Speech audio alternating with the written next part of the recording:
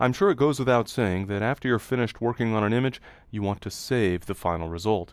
But what might not be so obvious is that it's a really good idea to save along the way. As you're working on a photo, I recommend after each major step that you save the image.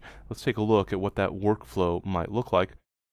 And I'll just go ahead and draw a crop box here, and let's assume that this is a good crop. I'll turn off the delete cropped pixels checkbox and apply that crop so that it is applied in a non-destructive way, and then I'll choose File followed by Save from the menu. And after each major step working on my image, I'll want to choose this command. But of course, I don't need to come to the File menu and choose Save. You'll notice that to the right of the Save command, there is an indication of the keyboard shortcut. That would be Command S on Macintosh or Control S on Windows.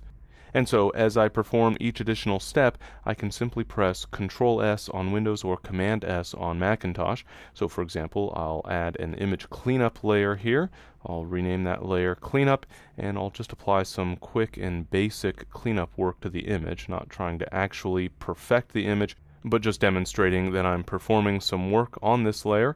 And once I feel that I've cleaned up the image, obviously I've not finished just yet with this photo. In fact, there's a lot of work to be done with this particular image, but let's just assume that I am finished with the image cleanup work for this photo. I would then press Control S on Windows or Command S on Macintosh to save the result.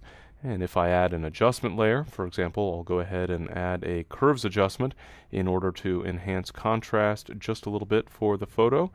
And once I feel that that adjustment has been applied and I'm happy with the result, I will once again press Control S or Command S in order to save the updated image. And by doing that, along the way, each of the layers will be saved and all the work that I've done will be saved, so that if, for example, my computer were to crash or something else were to go wrong, I can always go back and open that image knowing that all the work I've conducted has been saved.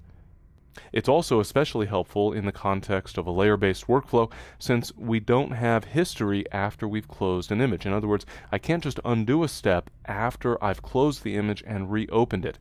And so by having these layers and having saved all of my work along the way, I'll make sure that I'm not going to lose any of my work and that I'll have the flexibility of being able to refine my adjustments later.